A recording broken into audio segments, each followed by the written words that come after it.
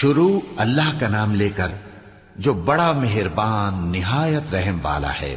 الف لام را، یہ ایک پر نور کتاب ہے، اس کو ہم نے تم پر اس لیے نازل کیا ہے کہ تم لوگوں کو اندھیروں سے نکال کر روشنی کی طرف لے جاؤ، یعنی ان کے پروردگار کے حکم سے عزت والے خوبیوں والے مالک کے راستے کی طرف، یعنی اس اللہ کے راستے کی طرف کہ جو کچھ آسمانوں اور زمین میں ہے سب اسی کا ہے۔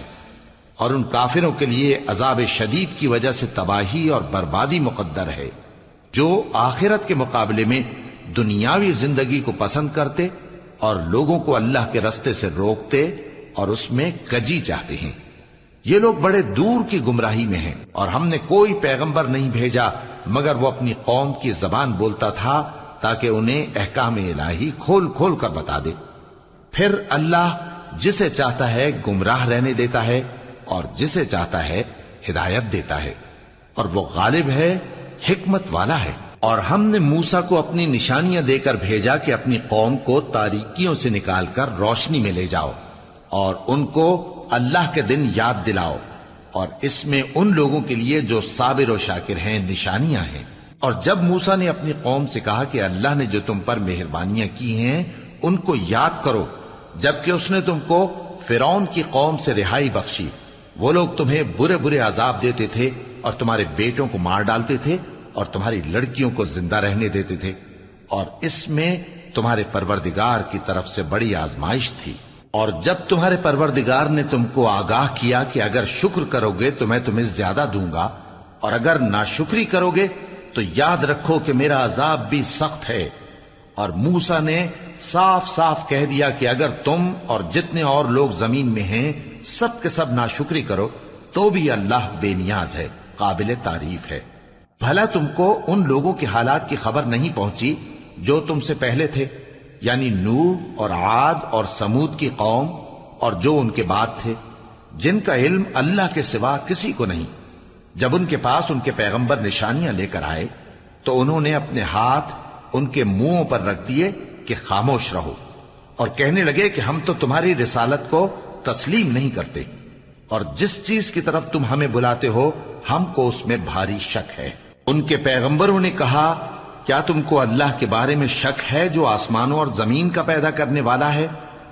وہ تمہیں اس لیے بلاتا ہے کہ تمہارے گناہ بخشے اور ایک مدت مقرر تک تم کو مہلت دے۔ وہ بولے کہ تم تو ہمارے ہی جیسے آدمی ہو، تمہارا یہ منشا ہے کہ جن چیزوں کو ہمارے بڑے پوجتے رہے ہیں ان کے پوجنے سے تم ہمیں روک دو، تو اچھا کوئی کھلی دلیل لاؤ، یعنی معجزہ دکھاؤ۔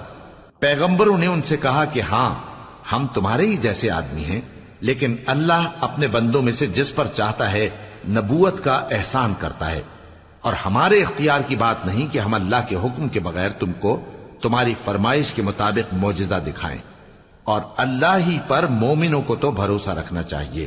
اور ہم کیوں اللہ پر بھروسہ نہ رکھیں حالانکہ اس نے ہم کو ہمارے دین کے سیدھے رستے بتائے ہیں، اور جو تکلیفیں تم ہم کو دیتے ہو اس پر ہم صبر کریں گے، اور اہل توکل کو تو اللہ ہی پر بھروسہ رکھنا چاہیے۔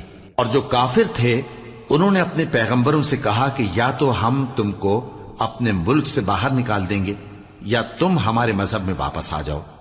پس ان کے پروردگار نے ان کی طرف وحی بھیجی کہ ہم ظالموں کو ہلاک کر دیں گے اور ان کے بعد تم کو اس زمین میں آباد کر دیں گے۔ یہ اس شخص کے لیے ہے جو قیامت کے روز میرے سامنے کھڑے ہونے سے ڈرے اور میرے عذاب سے خوف کرے۔ اور پیغمبروں نے اللہ سے فتح چاہی اور ہر سرکش ضدی نامراد رہ گیا۔ اس کے پیچھے دوزخ ہے اور اسے پیپ والا پانی پلایا جائے گا، وہ اس کو گھونٹ گھونٹ کر کے پیے گا اور گلے سے نہیں اتار سکے گا، اور ہر طرف سے اسے موت آ رہی ہوگی مگر وہ مرنے میں نہیں آئے گا، اور اس کے بعد سخت عذاب ہوگا۔ جن لوگوں نے اپنے پروردگار سے کفر کیا ان کے اعمال کی مثال راکھ کی سی ہے کہ آندھی کے دن اس پر زور کی ہوا چلے جو اسے اڑا لے جائے۔ اسی طرح جو کام وہ کرتے رہے ان پر ان کو کچھ قابو نہ ہوگا۔ یہی تو پرلے سرے کی گمراہی ہے۔ کیا تم نے نہیں دیکھا کہ اللہ نے آسمانوں اور زمین کو تدبیر سے پیدا کیا ہے؟ اگر وہ چاہے تو تم کو نابود کر دے، اور تمہاری جگہ نئی مخلوق پیدا کر دے، اور یہ اللہ کو کچھ بھی مشکل نہیں۔ اور قیامت کے دن سب لوگ اللہ کے سامنے کھڑے ہوں گے تو غریب پیروکار بڑے بن بیٹھنے والوں سے کہیں گے کہ ہم تو تمہارے پیرو تھے، کیا تم اللہ کا کچھ عذاب ہم پر سے دفع کر سکتے ہو؟ وہ کہیں گے کہ اگر اللہ ہم کو ہدایت کرتا تو ہم تم کو ہدایت کرتے۔ اب ہم گھبراہٹ ظاہر کریں یا صبر کریں، ہمارے حق میں برابر ہے، کوئی جگہ رہائی کی ہمارے لیے نہیں ہے۔ اور جب حساب کتاب کا کام فیصل ہو چکے گا تو شیطان کہے گا جو وعدہ اللہ نے تم سے کیا تھا وہ تو سچا تھا، اور جو وعدہ میں نے تم سے کیا تھا وہ جھوٹا تھا، اور میرا تم پر کسی طرح کا زور نہیں تھا۔ ہاں، میں نے تم کو گمراہی اور باطل کی طرف بلایا تو تم نے جلدی سے اور بے دلیل میرا کہنا مان لیا۔ تو آج مجھے ملامت نہ کرو، اپنے آپ ہی کو ملامت کرو۔ نہ میں تمہاری فریاد رسی کر سکتا ہوں اور نہ تم میری فریاد رسی کر سکتے ہو۔ میں اس بات سے انکار کرتا ہوں کہ تم پہلے مجھے شریک بناتے تھے۔ بے شک جو ظالم ہیں ان کے لیے درد دینے والا عذاب ہے۔ اور جو ایمان لائے اور عمل نیک کرتے رہے وہ بہشتوں میں داخل کیے جائیں گے جن کے نیچے نہریں بہ رہی ہیں۔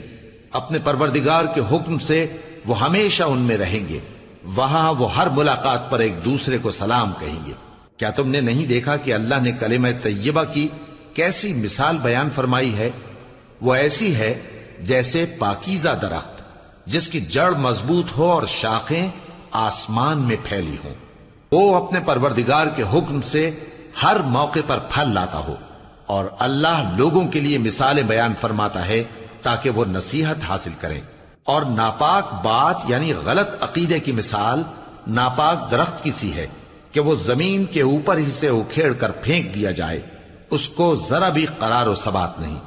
اللہ مومنوں کے دلوں کو صحیح اور پکی بات سے دنیا کی زندگی میں بھی مضبوط رکھتا ہے اور آخرت میں بھی رکھے گا، اور اللہ بے انصافوں کو گمراہ کر دیتا ہے، اور اللہ جو چاہتا ہے کرتا ہے۔ کیا تم نے ان لوگوں کو نہیں دیکھا جنہوں نے اللہ کے احسان کو ناشکری سے بدل دیا اور اپنی قوم کو تباہی کے گھر میں لا اتارا، یعنی دوزخ میں، کہ سب ناشکرے اس میں داخل ہوں گے اور وہ برا ٹھکانہ ہے۔ اور ان لوگوں نے اللہ کے شریک مقرر کیے کہ لوگوں کو اس کے رستے سے گمراہ کریں۔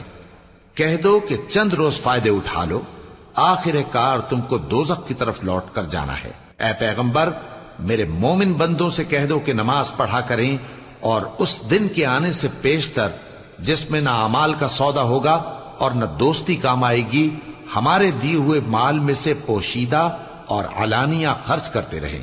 اللہ ہی تو ہے جس نے آسمانوں اور زمین کو پیدا کیا اور آسمان سے مے برسایا، پھر اس سے تمہارے کھانے کے لیے پھل پیدا کیے اور کشتیوں اور جہازوں کو تمہارے زیر فرمان کیا تاکہ وہ سمندر میں اس کے حکم سے چلیں، اور نہروں کو بھی تمہارے زیر فرمان کیا، اور سورج اور چاند کو تمہارے لیے کام میں لگا دیا کہ دونوں دن رات ایک ڈگر پر چل رہے ہیں، اور رات اور دن کو بھی تمہاری خاطر کام میں لگا دیا، اور جو کچھ تم نے مانگا سب میں سے تم کو عنایت کیا۔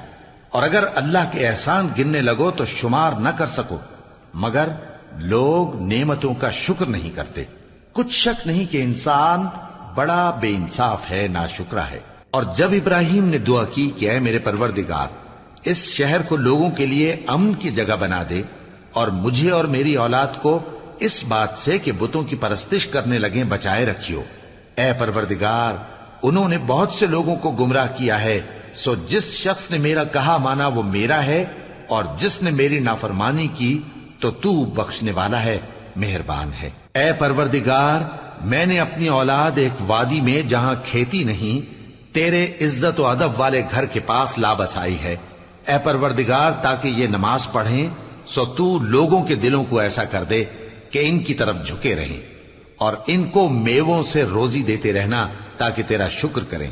اے پروردگار، جو بات ہم چھپاتے اور جو ظاہر کرتے ہیں تو سب جانتا ہے، اور اللہ سے کوئی چیز مخفی نہیں، نہ زمین میں نہ آسمان میں۔ اللہ کا شکر ہے جس نے مجھ کو بڑی عمر میں اسماعیل اور اسحاق بخشے، بے شک میرا پروردگار دعا سننے والا ہے۔ اے پروردگار، مجھ کو ایسی توفیق عنایت کر کہ نماز پڑھتا رہوں، اور میری اولاد کو بھی یہ توفیق بخش۔ اے پروردگار، میری دعا قبول فرما۔ اے پروردگار، حساب کتاب کے دن میری اور میرے ماں باپ کی اور مومنوں کی مغفرت کیجو۔ اور مومنوں، یہ نہ سمجھنا کہ یہ ظالم جو کام کر رہے ہیں اللہ ان سے بے خبر ہے۔ وہ ان کو اس دن تک مہلت دے رہا ہے جبکہ دہشت کے سبب آنکھیں پھٹی کی پھٹی رہ جائیں گی اور لوگ سر اٹھائے ہوئے میدان قیامت کی طرف دوڑ رہے ہوں گے۔ ان کی نگاہیں خود اپنی طرف لوٹ نہ سکیں گی اور ان کے دل مارے خوف کے ہوا ہو رہے ہوں گے۔ اور لوگوں کو اس دن سے آگاہ کر دو جب ان پر عذاب آ جائے گا۔ تب ظالم لوگ کہیں گے کہ اے ہمارے پروردگار، ہمیں تھوڑی سی مہلت عطا کر تاکہ ہم تیری دعوت توحید قبول کریں اور تیرے پیغمبروں کے پیچھے چلیں۔ تو جواب ملے گا، کیا تم پہلے قسمیں نہیں کھایا کرتے تھے کہ تم کو اس حال سے جس میں تم ہو زوال نہیں ہوگا؟ اور جو لوگ اپنے آپ پر ظلم کرتے تھے تم ان کے مکانوں میں رہتے تھے، اور تم پر ظاہر ہو چکا تھا کہ ہم نے ان لوگوں کے ساتھ کس طرح کا معاملہ کیا تھا، اور تمہارے سمجھانے کے لیے مثالیں بیان کر دی تھیں۔ اور انہوں نے بڑی بڑی تدبیریں کی اور ان کی سب تدبیریں اللہ کے ہاں لکھی ہوئی ہیں۔ گو وہ تدبیریں ایسی غضب کی تھیں کہ ان سے پہاڑ بھی ٹل جائیں۔ تو ایسا خیال نہ کرنا کہ اللہ نے جو اپنے پیغمبروں سے وعدہ کیا ہے وہ اس کے خلاف کرے گا۔ بے شک اللہ زبردست ہے، بدلہ لینے والا ہے۔ جس دن یہ زمین دوسری ہی زمین بنا دی جائے گی اور آسمان بھی بدل دیے جائیں گے اور سب لوگ اللہ کے سامنے نکل کھڑے ہوں گے جو یکتا ہے، بڑا زبردست ہے۔ اور اس دن تم گناہگاروں کو دیکھو گے کہ زنجیروں میں جکڑے ہوئے ہیں، ان کے کرتے تارکول کے ہوں گے اور ان کے چہروں کو آگ لپٹ رہی ہوگی، یہ اس لیے کہ اللہ ہر شخص کو اس کے اعمال کا بدلہ دے۔ بے شک اللہ جلد حساب لینے والا ہے۔